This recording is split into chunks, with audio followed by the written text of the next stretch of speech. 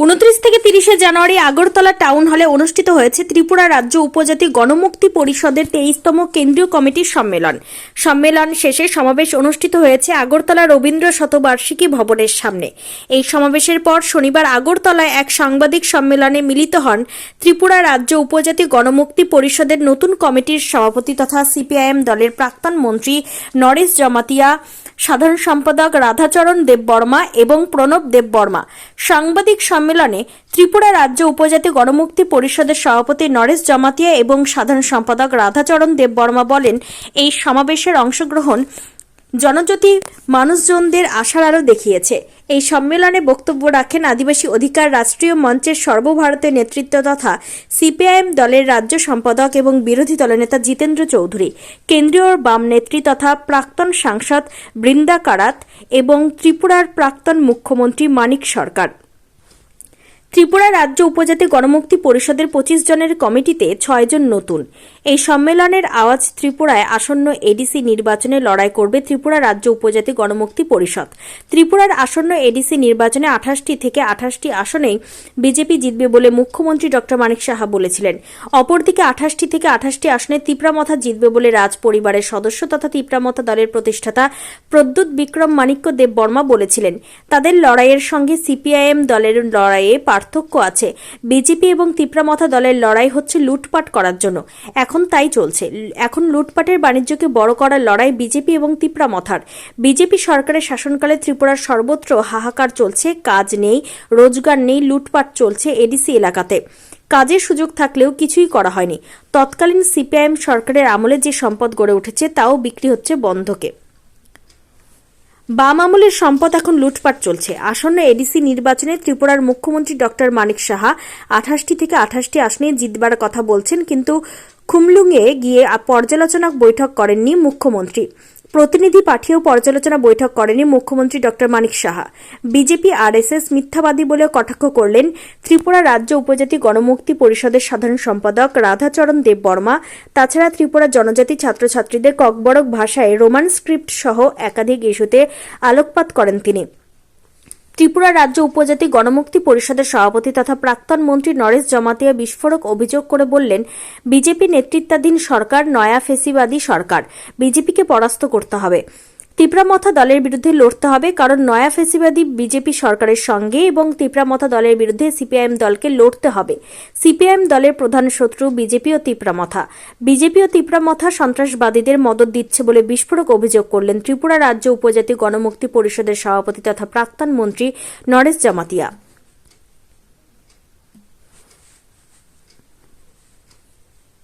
ত্রিপুরা থেকে বিক্রম কর্মকারের রিপোর্ট, ক্রাইম প্রেস বেঙ্গল নিউজ। কেন্দ্রীয় সম্মেলন গণমুক্তি পরিষদের সংগঠিত হয়েছে 29-30 জানুয়ারি। এটা ঐতিহাসিক জনজমায়েতের মধ্য দিয়ে এই সম্মেলনে আমাদের সিদ্ধান্তগুলি বা সম্মেলন সম্পর্কে আমাদের সংগঠনের বক্তব্য এখন আমাদের সাধারণ সম্পাদক নবনির্বাচিত উনি আমাদের সামনে ব্রিফ করবেন।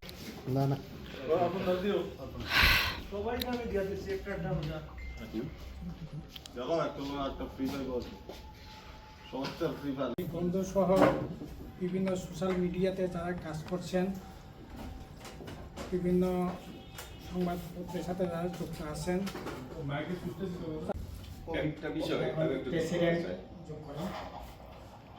বিষয়টা হলো আলোচনা হয়েছে। পলিটিক্যাল বিষয় তো আমরা জনসমাজ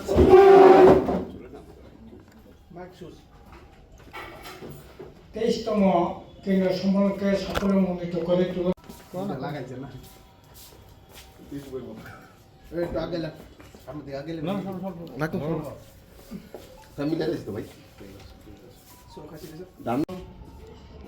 যুক্তি পরামর্শ দিয়ে বিভিন্নভাবে সাহায্য করেছেন।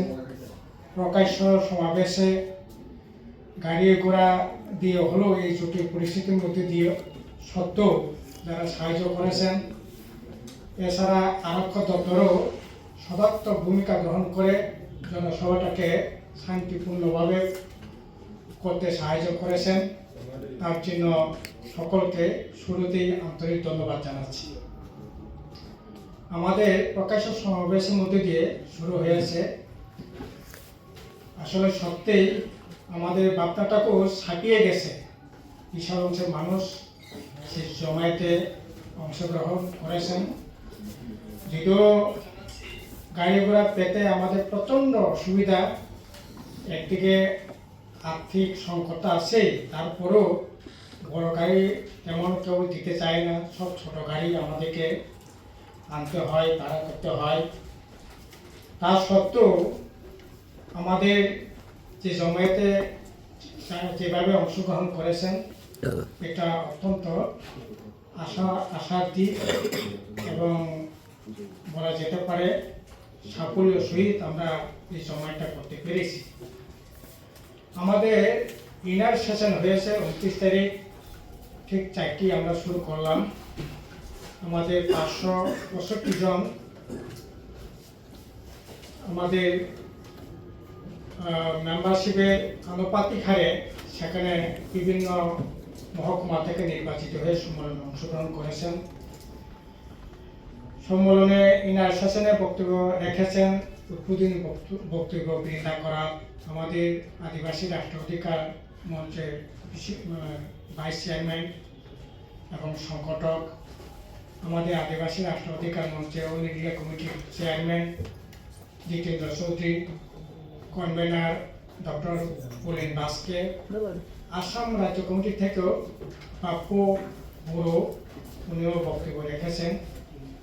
এছাড়া আমাদের রাজ্যের প্রাক্তন মুখ্যমন্ত্রী, প্রাক্তন পলিট মেম্বার কমরেড মানিক সরকারও বক্তব্য রেখেছেন।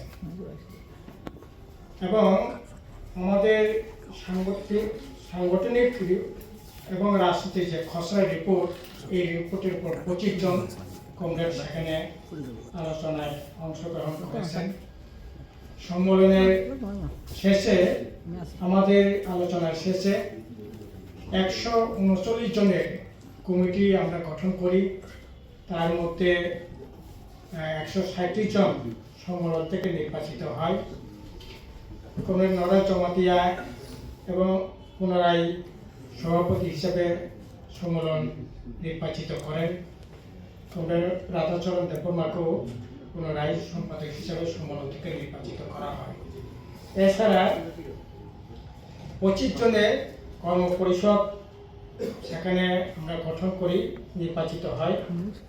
এর মধ্যে 6 জন হয়েছে নতুন, এবং যারা নির্বাচিত হয়েছেন কর্ম পরিষদের মেম্বার হিসাবে জিতেন্দ্র চৌধুরী, অবোধ দেববর্মা, নরেশ জমাতিয়া, রাজেন্দ্র রিয়াং, প্রণব দেববর্মা, পদ্ম কুমার দেববর্মা, রমণী দেববর্মা, অরুণ ত্রিপুরা, প্রিয়মণি দেববর্মা, অমলেন্দু দেববর্মা, হেমন্ত কুমার জমাতিয়া, ললিত ত্রিপুরা, কেশব দেববর্মা, বিশ্বমণি দেববর্মা, রাধাচরণ দেববর্মা, প্রভাত চৌধুরী, পরেশ দেববর্মা, দানিয়েল জমাতিয়া, পরীক্ষিত মোরাসিং, কৃষ্ণপদ দেববর্মা নতুন, রাজেন্দ্র রিয়া নতুন, রামচন্দ্র নোয়াতিয়া নতুন, সমীর দেববর্মা নতুন, 6 জন নতুন কর্ম পরিষদে যুক্ত হয়েছে। ঘটনা এগুলি আমরা সেখানে বলব, সেখানে আওয়াজ উঠেছে। তার জন্য আমাদের সেখানে দরদফা দাবিও আমরা গ্রহণ করেছি। এগুলির জন্য এডিসি রাজ্য সরকার এডিসি দুর্নীতি বন্ধ করতে হবে, সীমাহীন দুর্নীতি চলছে। এছাড়া এডিসিতে আপনারা জানেন এখন রাজ্য সরকারও কেন্দ্র সরকারও এই যে রেখা বাতিল করে ওরা যে রাঞ্চি করেছে, এগুলি আমরা বলছি এগুলি বাতিল করা যাবে না। পর্যাপ্ত কাজের ব্যবস্থা সেখানে করতে হবে, কর্পোরেট ভাষাকে অত্যন্ত বিষয় অন্তর্ভুক্ত করতে হবে, ইসিসি সিএ বাতিল করতে হবে এবং ফরেস্ট কনজারভেশন অ্যাক্ট এগুলি বাতিল করতে হবে। 125তম সংবিধান সংশোধনী বিল পাস করে এটির হাতে অর্থ এবং ক্ষমতা প্রদান করতে হবে এবং ক্রমবর্ধমান নারী নির্যাতন, চুরি, ছিনতাই এগুলি চলছে, এগুলি বন্ধ করতে হবে। এছাড়া নেশার যে বাড়ন্ত এগুলি বন্ধ করতে হবে। এই মর্মে আমাদের 10 দফা দাবি সেখানে আমরা গৃহীত হয়েছে। এছাড়া আন্দোলনের অভিমুখ হিসাবে সেখানে 10টা প্রস্তাব সেখানে গ্রহণ করা হয়েছে।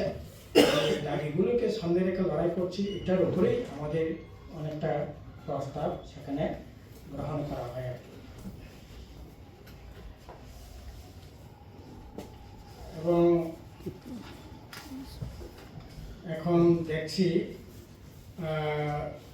এই দাবি সনদ প্রস্তাব এগুলি গ্রহণের পর সম্মেলনের যে আওয়াজ এটা যেটা ধ্বনিত হয়েছে এটা হচ্ছে এডিসিতে লড়াই যেমন হবে তেমনি আমাদের রাজ্যে গোটা দেশের মধ্যে বিভাজনের রাজনীতি সেখানে খুবই এটাকে সামনে রেখেই বিজেপি আরএসএস লড়াই করবার চেষ্টা করছে। ত্রিপুরা মতেও এটাই বিভাজনের রাজনীতিটাকে ওরা সামনে রেখে লড়াই করবার চেষ্টা করছে। এবং এখন দেখছি ত্রিপুরাদের মধ্যে আমাদের যে 19টা জনজাতি দফা 7টায় মিলিয়ে 27-28টা কোনোদিনই এরকম ছিল না, কিন্তু এখন বিভিন্ন জায়গায় কেউ কেউ ইন্ধন যোগাবার চেষ্টা করছে। ব্রুদের জন্য নাকি একটা স্বায়ত্ত শাসন রিয়াংদের ব্রু ল্যান্ড করতে হবে, স্বায়ত্ত শাসন দিতে হবে। এই ধরনের বিচ্ছিন্নভাবে আমাদের যে ঐক্য এটাকে ভাঙবার ষড়যন্ত্র সেখানে আমরা লক্ষ্য করছি। এগুলি তো লড়াই হবে। কাস্টমারি যে সমস্ত বিষয়গুলো ছিল আমাদের এগুলিকে যদিও বিজেপি আরএসএস তারা তো শুরু থেকেই চাইছে, তার জন্যই তো ওরা ইউসিসি ইউনিফর্ম সিভিল কোড ওরা করছে। কিন্তু এখন রাজ্যেও আমাদের যে সমস্ত যে কাস্টমগুলো আসছে, কাস্টমারি ল আসছে, এগুলিকে তারা আসলে পুকুরে বড় মাছ যখন ছোটো মাছকে ঘিরে ফেলতে চায়, সেরকম আরএসএস তার যে মনোবাদী ভাবনাটাকে চাপিয়ে দেওয়ার চেষ্টা করছে। এবং তারা বলবার চেষ্টা করছে কি প্রাসাদে আসলে আমাদের বিশেষ করে তেলপরমা কমিউনিটি বা অন্যান্য এরিয়া বা জমাতিয়া আমাদের প্রধান উৎসব দেবতা হচ্ছে ঘড়িয়া, কিন্তু আরএসএস সেখানে দেখাবার চেষ্টা করছে কি প্রাসাদের প্রধান মোতাই বা ভগবান ঈশ্বর নাকি আপনার সেখানে মহাদেব। এইরকমভাবে বিজেপি আরএসএস তাদের যে ভাবনা, তাদের যে বিশ্বাসকে চাপিয়ে দেওয়ার চেষ্টা করছে। এগুলির বিরুদ্ধে ঐক্যবদ্ধ লড়াই সংগ্রাম আমাদের কাস্টম এগুলিকে রক্ষা করবার জন্য সেখানে লড়াই হবে। তার জন্য এবার যেটা হয়েছে এই যে 2026-এ জনগণনা হবে, সেই জনগণনার মধ্যে ট্রাইবালদের মধ্যে যারা হিন্দু আছে তারা হিন্দু যারা লিখতে চায় লেখো, এতে আপত্তি কিছু নাই। কিন্তু হিন্দু ব্যতি রেখে অন্য যদি বিশ্বাস, অন্য ধর্মের প্রতি বিশ্বাস যদি সে লিখতে চায়, এই কলমটাও যাতে রাখার জন্য আমরা রাজি হয়েছি। আর যে ধর্মকে বিশ্বাস করে আর কি, এটা আলাদা করে কলাম যাতে রাখা হয় জনগণনার ক্ষেত্রে। সম্মেলন ঐক্যবদ্ধভাবে এই ডিসিশন বা মত প্রকাশ করেছে যে আমাদের দেশে এখন ক্ষমতাসীন আরএসএস পরিচালিত বিজেপি নেতৃত্বে এনডিএ যে সরকার, এটা চরম দক্ষিণপন্থী সাম্প্রদায়িক এবং নয়া ফেসিবাদী সরকার। এটাকে পরাস্ত না করলে পরে ভারতবর্ষের সংবিধান, ভারতবর্ষের মানুষের গণতান্ত্রিক অধিকার রক্ষা করা যাবে না। কাজেই আজকে বিপন্ন ভারতবর্ষের মানুষ বিজেপিকে পরাস্ত করতে হবে। তার জন্য আমরা ভারতবর্ষের সকল যে ধর্মনিরপেক্ষ গণতান্ত্রিক মানুষ তাদের সহযোগিতা চাই। আমাদের রাজ্যে আমরাও এই সিদ্ধান্ত নিয়েছি যে বিজেপিকে পরাস্ত করতে হবে আগামী দিনে। তার সঙ্গে মথা যে তার চরম ব্যর্থতা এডিসি পরিচালনায় এবং চরম উপজাতি স্বার্থ বিরোধী যে নয়া ফেসিবাদী বিজেপির সঙ্গে তার যে এই সুবিধাবাদী আঘাত, তার সুবিধাবাদী চরিত্র, তার ব্যর্থতা, তাকে আমরা এক্সপোজ করব আগামী দিনে এবং বিশেষ করে এডিসি নির্বাচনের আগে। তারপরেও শত্রু আমাদের সামনে, একদিকে বিজেপি আর একদিকে মাথা, দুটোই। তারপরেও সম্মেলন এটা সিদ্ধান্ত গ্রহণ করেছে এই দুইটা শত্রুর মধ্যে প্রধান শত্রু কোনটা? প্রধান শত্রু বিজেপি। এই বিজেপিকে পরাস্ত করার জন্য যারাই আমাদের সঙ্গে আসতে চায় তাদের সঙ্গে আমরা ঐক্যবদ্ধভাবে লড়াই করে বিজেপিকে পরাস্ত করার চেষ্টা চালিয়ে যাব, এটা আমাদের সম্মেলনের সিদ্ধান্ত। আর একটা বিষয়, স্ক্রিপ্ট নিয়ে যেটা লড়াই হচ্ছে এখন, আমাদের পরিষ্কার বক্তব্য হচ্ছে বড় ভাষা যখন স্বীকৃতি পায় তখন কোন স্থায়ী হবে এটা কোনো উল্লেখ নাই। কাজেই তৎকালীন সময়ে স্কুল ছিল না, লেখাপড়ার লোক জানার লোক ছিল না, বাংলা ভাষাতেই লেখাপড়া হতো, তার নিরেখেই বাংলা স্ক্রিপ্টে লেখাপড়া হয়েছে। এখন দিনকাল পাল্টেছে, বিজ্ঞান প্রযুক্তি উন্নতি হচ্ছে, নেট মিডিয়া এগুলো আসছে, কাজে স্বাভাবিক কারণে রোমান স্ক্রিপ্টের চর্চাটাও, ইংরেজি লেখাপড়ার চর্চা বেড়েছে, কাজে সেই দিক থেকে রোমান স্ক্রিপ্টের বিষয়গুলো আসছে। আমরা বিরোধিতা করছি না। আমাদের সরকার থাকাকালীনে রোমান স্ক্রিপ্টে যারা লিখতে চাই লিখেছে, বাংলা স্ক্রিপ্টে যারা লিখতে চাই লিখছে। এখনো এটা সরকার, বামফ্রন্ট সরকার থাকাকালীন পর্যন্ত এটা ছিল, নীতিগত অবস্থান রেখেই এগুলি ছিল। কিন্তু বিজেপি সরকার আসার পর যদি বিজেপি সরকারটাকে তীব্রামথা প্রথম দিকে আইপিএফটি, তার পরবর্তী সময় তীব্রামথাই যে সরকারটা বানালো, তাদের সরকারই এখন বলছে রোমান স্ক্রিপ্ট কোনোভাবেই লিখতে পারবে না বা বলতে পারবে না। কাজে ওরা বলছে বাংলা অথবা দেশের যে কোনো স্ক্রিপ্ট, যাই সে বিতর্কে আমরা জানাতে চাই না। এখন প্রশ্নটা হচ্ছে, ঠিক আছে বিজেপি তারা চাইছে না, কিন্তু যারা চাইছিলেন এতদিন ধরে তীব্রামথা, তারা তো অন্ততপক্ষে এডিসি প্রশাসনে রোমান স্ক্রিপ্ট তো অন্ততপক্ষে চালু করতে পারতো, করলো না কেন? করলো না কেন? প্রথম যেদিন 20 তারিখ শপথ নিয়েছে 20 এপ্রিল 2021, পরের দিন এক্সিকিউটিভ কমিটি মিটিং হয়েছে তার 7 দিনের মাথায়। সমস্ত স্কুলে ইংলিশ মিডিয়াম হবে, এডিসি এলাকার স্কুলগুলি, সমস্ত প্রাইমারি স্কুল, এডিসি পরিচালিত স্কুল ইংলিশ মিডিয়াম হবে। মাস্টার নাই, ইংলিশ মিডিয়ামের পরিকাঠামো নাই, বলে দিয়েছে।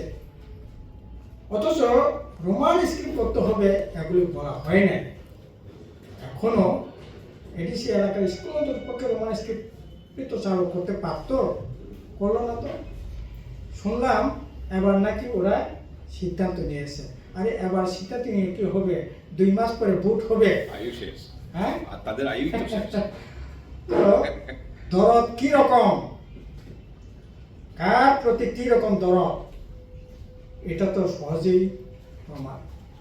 আমরা অনেক লড়াই সংগ্রাম করে কোণঠাসা করে প্রায় নির্মূল করে দিয়েছে সন্ত্রাসবাদী সমস্যাকে।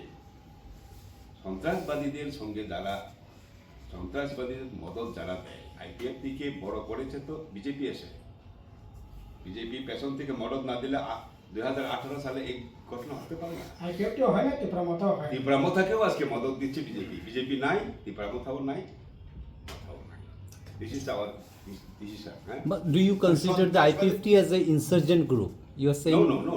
Then how? What do you mean by Santrasbadi? Santrasbadi means